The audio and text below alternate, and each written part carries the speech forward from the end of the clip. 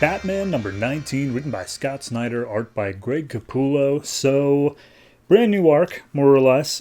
We open up at Gotham National Bank, where there is a hostage situation going on inside. Gordon pulls up and talks to Bullock, and he's like, hey, are you positive the guy who's doing this is the guy you think is doing this? And Bullock's like, I am absolutely sure the guy inside is who we think he is. And Gordon starts calling out commands just like, all right, well, please don't do this. You don't have to get hostages involved. We can talk this down. Let's start a conversation. And we see the man exit with a hostage, and the man is Bruce Wayne. And Gordon's like, why are you robbing a bank? What are you doing, Bruce? What's going on here? And he tells the hostage, like, all right, tell him your name. She says Martha, and he's like, why did you say that name? And then they reveal that Martha is wearing a dynamite vest that Bruce is going to explode if they don't let him go. And Gordon tries to walk up and is like, hey, dude, you're a billionaire. Why are you robbing a bank? What do you have any use for this money? And he's like, you know what? Fair point. And he takes the duffel bag of money and throws it over at Gordon, distracting him long enough for Bruce to make it onto a motorcycle with a shotgun strapped to the back. Gordon pulls out a pistol and he's like, don't do it. Don't make me fire. And then Bruce just racks the shotgun and shoots Gordon in the chest. And Gordon is, of course, wearing some level of, like, bulletproof armor. But Bruce's shirt comes undone as Gordon did unload a few shots in him.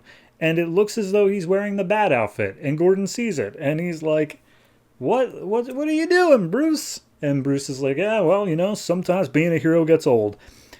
Then we cut to 6 days ago. And Batman is chasing down a truck full of flowers, and turns out that there is someone inside, some villain named Reaper, who is sending these poisoned flowers to a funeral or something to get back at whoever's funeral it is. Has something to do with the crime family. Doesn't matter. He goes on this long rant about how, like, oh, well, the ancient Greeks believed the flowers sent messages. And I was like, Scott, buddy, we're in the middle of a chase scene. Could we maybe not go on the rant about what flowers mean? But regardless, he takes down Reaper, and it turns out that Robin was the one who stopped the truck. And they have a little moment, and Robin's like, wait a minute, are you recording this? And Batman's like, I record all of our encounters. And Damian's like, well, whatever. So then we see that this didn't actually happen 6 days ago. 6 days ago was just Bruce watching the video of this happening, and he's just watching videos with his son in it because, of course, Robin died. And Alfred comes down to the cave. He's like, sir, you've been watching videos for, like, a really long time. And he's like, I'll be up in a minute, Alfred. Leave me alone. And Alfred tries to talk him out of it. And he's just like, stop. Just let me brood. That's all I'm doing. And Alfred says, all right, well, either way, are you going to return your calls and whatnot? And he's like, nope, later. And he's like, okay, well, there's a funeral for someone in Wayne Enterprises.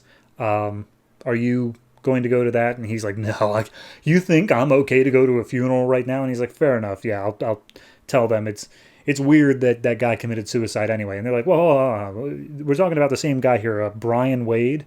And Alfred's like, yeah, he committed suicide. And Bruce is like, no, he didn't. That doesn't make any sense. And he goes over to his computer, pulls up a file.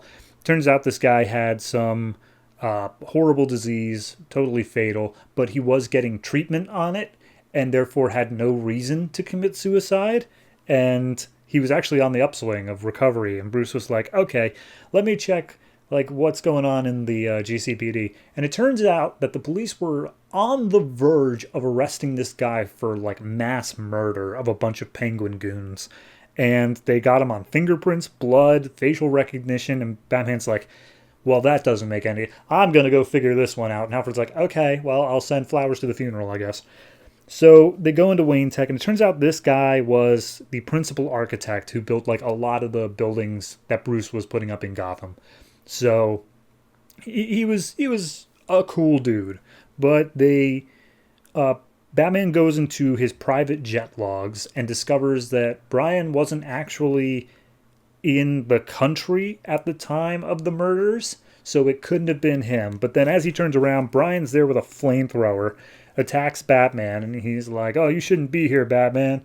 And Batman throws a batarang into his cheek. He runs out down to a subway station. Batman gives chase, but he is unable to find Brian. He can't get any facial recognition matches, but he does find the batarang, which is now bloodstained. So he runs that through the back computer. Back computer's like, "It's Brian, man. I don't know what you want me to say. It's 100% Brian." And he's like, "Well, run it again." He's like, "Look," and of course the back computer's not being this sassy, but he's like, "Look, there is nothing except for some itty bitty little trace elements of some other crap." And he's like, "Okay, well, tell me what the trace elements of that other crap is." And okay, well, it's the DNA of Basil Carlo, aka Clayface. And Batman's like, "Oh, you didn't think that was important to mention that Clayface DNA's in there?" So Batman then reasons out, all right, every time that Clayface is transformed, he's kept his own DNA. That's just how he works. But now it seems that he's evolved in some way, and even down to the molecular level, he is transforming into his targets. So that's a problem, because if he so much as touches like Batman, he'll be able to know I'm Bruce Wayne. So he goes to Wayne Tech. He contacts Lucius Fox. Lucius comes up and is like, "Oh, what are you going to need, Mr. Wayne?" And he's like, "Okay, Batman asked me to get a new suit because Clayface has evolved." And he's like, "Oh, evolved? That sounds like a big problem. I'll be sure to start on that suit right away." And Bruce just kind of looks at Lucius and he's like, "How'd you enjoy the funeral, Lucius?" And he's like, "Oh, it was very moving." And then Bruce just runs over to get a fire extinguisher to use as a weapon. And Lucius, his mouth like flies open, and Clayface just starts strangling Bruce with his clay. And he's like, "I don't know how you knew it was me, but either way, I'm gonna take your life now." So he uses his clay to get Bruce's DNA. And they say, "Oh, we're twins now, don't you see? Today, brother, you're gonna help me end Batman once and for all." And that's the issue. I liked it. I think it's a super solid setup. I think it did a good job of, in the intro, setting up the shock and awe of like, "Oh my God, Bruce Wayne, he's actually doing this thing." And even when it's obvious he's not doing the thing, you're still concerned because Bruce was wearing the Batman outfit. Like, that was visibly seen. So I'm interested to see how they're going to be able to flip that back around and make it so Bruce is like, "No, I'm clearly not Batman. That doesn't make any sense." Even after that, or more importantly, whether or not Clayface knows that Bruce is Batman is also going to be interesting to see. Either way, I'm down for it. I'm enjoying it. I mean, Capullo's art's great. There's a page where Lucius, starts transforming back into Clayface. Horrifying imagery. Absolutely love it. So overall, I'm going to give this one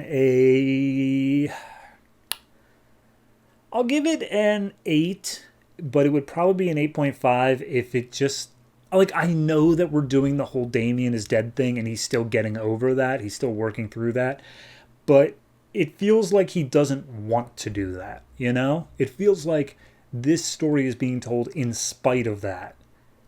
And he feels he has to have the time of him getting over Damien, but it's not actually the focus of the story. So I would have preferred, I guess, he just dropped it if he's not going to actually play with it in any meaningful way, but maybe that's just me. But either way, I'll give it an 8. I do enjoy it.